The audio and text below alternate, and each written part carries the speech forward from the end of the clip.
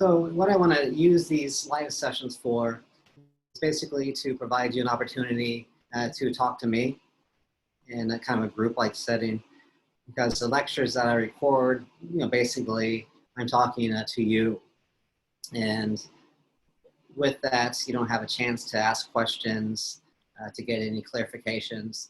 And so, I'll be doing these weekly. The day and time may change just to see what's a better fit just in terms of one's schedule.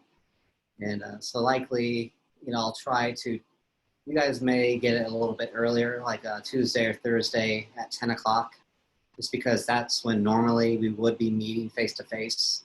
So I imagine that would be a time that a lot of people would have open. That's not going to conflict with other classes that you may be doing in a kind of live format manner. Other people may be working, but nevertheless, that's the idea for these. But yeah, so, I'll get into things as well, but let me start by talking to you two. Do you guys have any questions for me or about the class or anything in general? Nope, I don't really have any questions so far about the course itself. I was curious, in the video you talked about W.E.B. Du Bois and how he's like frequently cut out of some versions of the history of sociology, and I was wondering if that, like what the reasoning for that was, or if it had kind of that kind of whitewashed history, the danger of whitewashed history. Was that a contributor, or was there another reason why he was excluded from other versions of the history? Yeah, primarily just because he was an African American, living in a kind of white world, participating in a kind of white dominated career in academia. And yeah, I mean, it's sad because, social psychology, he's kind of left out, but it's in sociology in general. He was an excellent social theorist, but people don't recognize him as such. He was the first criminologist. So he wrote the first book in terms of criminological focus. Yeah, it's actually written in Philadelphia. But so yeah, I mean, it's sad, but it's just there. And I reviewed for, journal articles. They have to be reviewed first. And I was a reviewer for an article a couple years ago. And basically, this guy was talking about, African-American identity and so on and so on. Seeing yourself kind of as not only a person, but a Black person. And that, the boys talked about that a long time ago. And so I kept on saying in my review that, the article's fine, but he needs to at least cite, and at least needs to give credit to Du Bois, because Du Bois came up with this long before the other people that he's citing talked about it. Then put it in. And then I knew one of the other, I knew the editor of the journal, and she's like, yeah, for some reason he refuses to put that in there. So it's kind of weird how it's like that. Yeah, that is odd. Thank you for the clarification. Yeah. So what about Peter? Do you have any questions about the class or anything we've gone over so far? The syllabus or something, but our exams, is that like it says it's due by 10 p.m. Are we doing that at a specific class time? No, so I'll upload that to our D2L site, and so I'm working on it currently. So tonight I'm actually going to organize it in terms of the different questions and the amount they're worth. And then, probably by Monday, I'll have it posted in our D2L site. So you should have, plenty of time to finish it. Okay. I'm going to have it finished this weekend, and as soon as I finish it, I'll post it. All right, thank you. Yeah, that's how, basically most of the assignments are going to work. I'll try to get you the guidelines as soon as I can. And then you have until the due date at 10 o'clock that evening to turn it in. But you could always turn it in early, a day before, a couple days before, if that's the day you're working. And then for the papers, like how long do they have to be? Yeah, so I'll give you guidelines for those two, but basically, Okay. they're going to be around 2 to 3 pages, double spaced. And I'm not going to put a page requirement on them, but as long as you're doing what I'm asking you to do, that's what it should be Right. ballpark wise. Okay, cool. And each one will have around 2 to 4 questions that come directly from the chapter or the topic that you're looking at. So I'm focusing right now kind of on the first part of the class and the exam, and then I'll get ahead to those different topic papers. And then the final paper will be kind of revisiting those same topics, but in a different way. And that will be a larger paper, nothing too major, but 5 to 7 page paper. And because it is a W class, I do want to focus on that kind of writing component. And like I said, in some of those videos, kind of help pass down any tricks of the trade that I know in terms of writing down to you.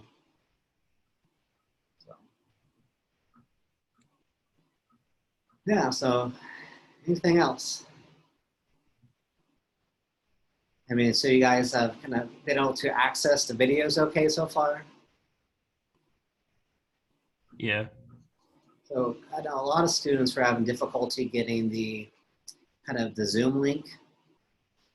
Does it work for you guys, or are you guys using the YouTube ones, or? Yeah, only the YouTube ones were working for me, but I wasn't sure if it was because I'm using Safari, because that's been a problem in other classes that it only worked using Google Chrome. I'm a little scared of Google, so I prefer to just go the YouTube route. Yeah, so that's what I'll do. Is just, I know it takes up a lot of space, but if that's what people are doing in terms of using both, that's what I'll continue to do. I'll make my recordings. So for example, this recording will go to Zoom, and usually within an hour, they have it downloaded on the cloud, so I can go to the cloud and provide you a link to it. But then what I do is I download it on one of my computers. I'll take that download and upload it to YouTube. So it's a process, but it gets there eventually.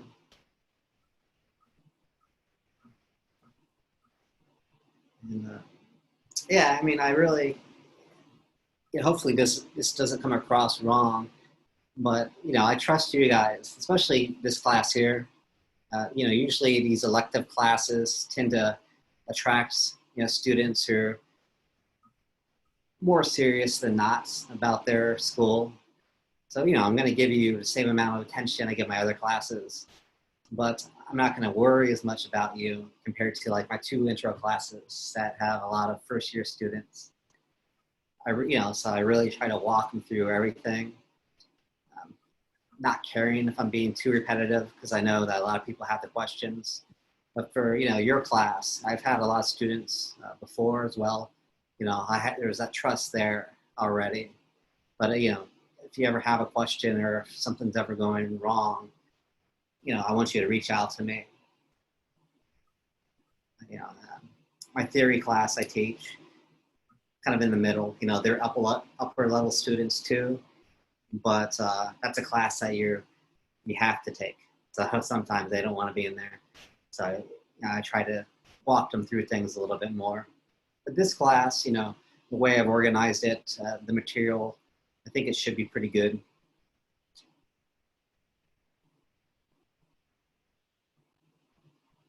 So anything else? Any questions in general, kind of outside of our class about the ongoings of college life or anything? Have you guys been to campus recently? I live off campus in an apartment, so not really. Yeah. Yeah. So, I work on campus, so I've been around a little bit. It's quite scary to see people deliberately not wearing masks and things. So yeah. I'm hopeful that there won't be any type of outbreaks or anything. But there's a fair mix of those who are following and not following the guidelines. So we'll see. Yeah, I mean, I've been around a couple times, and definitely you can tell like there's more of a presence compared to the summer where it was basically empty. But yeah, it's still few and far between in terms of students on campus walking around. Some, like you said, masks, some not. I'm not, if people are kind of isolated, I'm cool with that. If I see like a group of students, then that's when kind of shake your head like, come on, because, it's not about yourself, it's about everybody. And the last thing you want to do is have that outbreak where we just push ourselves back even further. I hope we're back face to face in the spring, but a lot of people are pessimistic, but we'll see. Praying on it. I'm a robotics major, so all my classes are lab classes. So I hope we get back. Do you know if any of those classes are meeting face to face right now? I know some of them are, Yeah. but I am changing the schedule around to have all online classes this semester. Yeah. So originally, as you know, this is supposed to be face to face. We were kind of, as they worked through it, they're giving us the options, and they said we prefer the younger students in terms of first, second year students to be on campus, so they get kind of that attachment to the college, and just getting used to things. And then they said the upper level classes, those are the ones we like to see remote. And so for me, my preference is face to face, but I was just trying to play by the rules. And so I said, okay, I'll do my 2 intro classes face to face, and I can do my 2 other classes online if you want me to. And then they came back to me and they're like, no, we want you to do all 4 face to face, which was just kind of surprising. Again, I was fine with it. It was just kind of strange how they're like, no, we prefer you to teach the other 2 face to face. And then, a couple of weeks ago, I get the email saying you're going to get another email tomorrow. And that's when everything went online. So, nevertheless, I don't want to keep you guys longer than I need to or you want to be kept. So, I always just say just keep in touch, and, I'll keep you kind of in the know with those course logs. I don't want to be too apologetic, but I don't want to overwhelm your mailbox, with these course logs. But I just want to keep you up to date in terms of what's going on, in terms of new postings or when assignments are due. So that's basically, why I do that. Thank you. All right. Well, thanks for coming, and we'll be in touch. Awesome. Thank you. All right. Take care. Bye-bye. Bye.